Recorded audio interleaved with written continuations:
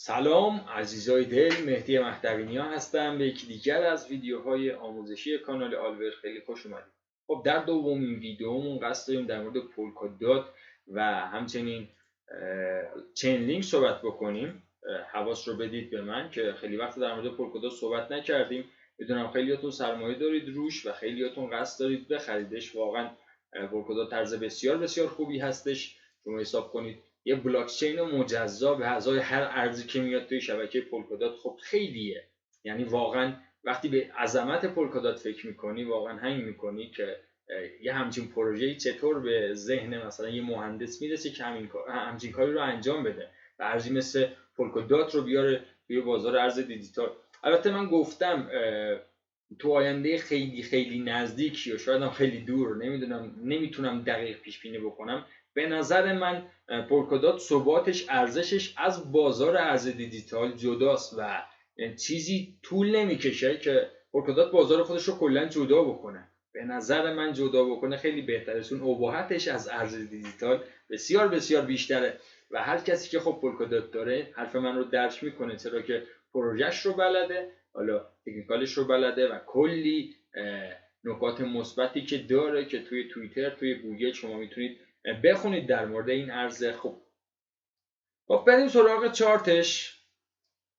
ببینید در مورد پولکادات ما گفتیم که به احتمال زیاد خب یا یک 5 موجی به سمت بالا داریم، خب که این 5 موجیه میتونه موج 5 باشه و این حرکت رو به بالا موج 1 باشه، یا میتونه موج C باشه و این حرکت رو به بالا یکی از امواج اصلاحی ما باشه که میتونه موج A باشه، که میتونه موج B باشه.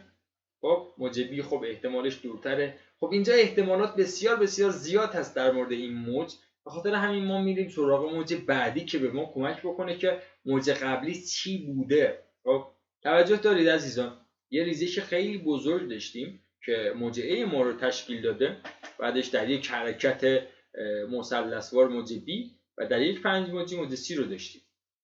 مجددا یه ABC به سمت بالا زده شده که این ABC موج A و این ABC دوم موج B بود و طبق ساختار فلت انتظار داشتم که یک 5 موجی دیگری رو به سمت پایین من ببینم که همین اتفاق هم توی پولکادات افتاد و موج 1 موج 2 که واضح بود، موج 3 همچنین، موج 4 به صورت فلت منظم زد که خیلی دور از انتظار خود من بود که بازار همچین حرکت منظمی رو تشکیل بده، چون اکثرا با یه فیک بریک اوتی، با یه حرکت اشتباهی اکثر تریدرها رو، اکثر هولدرها رو توی اشتباه میندازه و بعدش حرکت خودش رو شروع میکنه. و بعد این موج 4 من انتظار داشتم که پولکادات بتونه نهایتا موج C رو اینجا، یعنی موج A رو بزنه روی $11، ولی خب خیلی پایین تر رفت و اومد اینجا موج 2 اصلی ما رو روی حمایتش حالا متوقف شد، یعنی $4.34. این کی فکرش رو میکرد پولکاداتی که $56 بود بیاد بشه $4؟ خاطر همین من همیشه میگم که عزیزان توجه داشته باشید، هیچ حرکتی از هیچ ارزی بعید نیست. ما اینقدر در مورد پولکادات خوب میگیم خب این ارز فرق داره فلانه، بعد از $56 میاد میشه $4. خب این خصلت بازاره. من یادم میاد که اوایل تریدمون بود، سهام اپل از $700 ریخت شد $21 یک شبه. خب یه شکاف خیلی بزرگ، یه شکاف حدوداً $670-80 که واقعا خیلی خیلی سنگین بود. به خاطر همین میگم که هیچ حرکتی از هیچ سهمی از هیچ ارزی بعید نیست. همیشه حواستون باشه که سرمایه خودتون رو حفظ بکنید. اگر شما بتونید سرمایه خودتون رو حفظ بکنید، جزو 5% افراد موفق بازار میشید. دقت دارید عزیزان، اگر بتونید که پول خودتون رو از دست ندید، شما جزو افراد موفق بازار حساب میشید.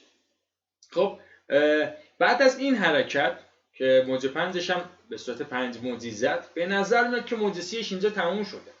حالا این موجه میتونه موج B باشه به سمت پایین اومده، میتونه موج 2 باشه، میتونه هر موجی باشه. چیزی که برای ما حائز اهمیت هست، ما میدونیم که اینجا اصلاح ما تموم شده و حداقل موج بعدی وارد یک اصلاح جدیدی میشه. وارد یک اصلاح جدیدی میشه یعنی این که حداقل یه ABC به سمت بالا ما خواهیم داشت که به صورت میان مدت بخوایم پولکادات رو ترید بکنید. البته خب طبق حرکت که بیت کوین داشته، یعنی بیت کوین کندل به کندل با چیزی که بنده فرمودم داره حرکت میکنه اگر دقت داشته باشید من حدوداً 7 ویدیو 6 ویدیو در مورد بیت کوین گرفتم و توی همش گفتم که بیت کوین میره $32,000 رو تاچ بکنه و الان هم چیزی هولوش 30,200 و ایناست اگه اشتباه نکنم، آخرین باری که من داشتم نگاه می‌کردم. خب با توجه به شرایط خوب بیت کوین بازار یه حال و هوای تازه‌ای عوض کرده و میتونیم انتظار داشته باشیم که پولکادات هم بتونه این حرکت رو انجام بده. و چیزی که من انتظار دارم دوستان شکست $9. درسته اینجا یه حرکت پرایس اکشنی خاصی داده که به ما میگه که میرم ابتدا برای $7 و بعدش میرم برای $9، یعنی $6.50 که الان هست به ما میگه که من میرم برای اینکه $9 رو تاچ بکنم. بعدش اگه شرایط خوب رفت، خوب پیش رفت، میتونیم انتظار داشته باشیم که پولکادات بتونه روی $21 هم متوقف بشه، بتونه $21 رو هم تاچ بکنه. بریم سراغ چین لینک.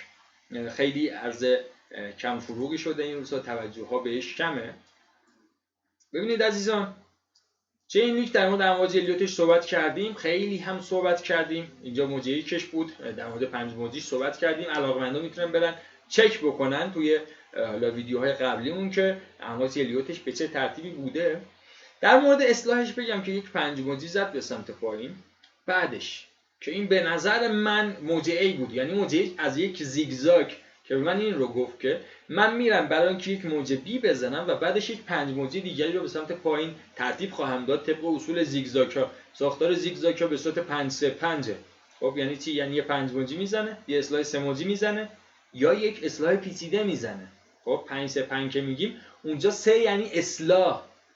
3 میتونه دوگانه باشه، میتونه سه‌گانه امواج الیوت باشه، میتونه به انواع اقسام شکل‌های مختلف در بیاد. حواس بدید. خب اینجا مثلث افزایشی رو داشتیم، اسکندینگ تراینگل که اومد موج بی رو زد. بعدش یک 5 موجی دیگری انتظار داشتیم که در تصویر می‌بینید تشکیل شده. انتظار من برای کف چین لینک روی دوستان $8.50 بود، ولی یک مقدار پایین‌تر هم اومد و روی حدوداً $5.80 و اینا متوقف شد که خب گفتم ما نمیتونیم دقیقاً بگیم که دقیقاً به اینجا میخوره میره بالا، دقیقاً به اینجا میخوره میره پایین. خب انتظاری که من از چین لینک دارم عزیزان به این ترتیبه. انتظار دارم چین لینک بتونه $9.15 رو به سمت بالا بشکنه و بهش یه پول بک بزنه روی یک کندل تایید و یک کندل سیگنال خوب. من میتونم منتظر این باشم که وارد چین لینک بشم و تارگت اولی که از اینجا به نظر من میتونه خدمت هولدرهای عزیزم بگم که تارگت اولی که میتونه از اونجا تاچ بکنه $31 رو به ما نشون میده. البته که خب پرایس اکشن کارهای عزیزمون میدونن که نقاط ماژور مینور به چه ترتیبی هست. اگر ترید میکنید متفاوت‌تر نگاه بکنید، ولی اگر هولد میکنید میتونید اگر شرایط بازار خوب باشه چین لینک رو روی $9.15 بخرید و منتظر باشید که بتونه $30 رو هم ببینه و اصلا دور از انتظار بنده نیست که این اتفاق برای چین لینک بیفته. خب دوستان این نظر کلی من بود در مورد پولکادات و چین لینک. امیدوارم که مفید و مثمر ثمر واقع شده باشه. یادتون باشه آلویر جاییه که شما میتونید بهش اعتماد بکنید. تا ویدیوهای بعدی یا علی مدد، خداحافظ.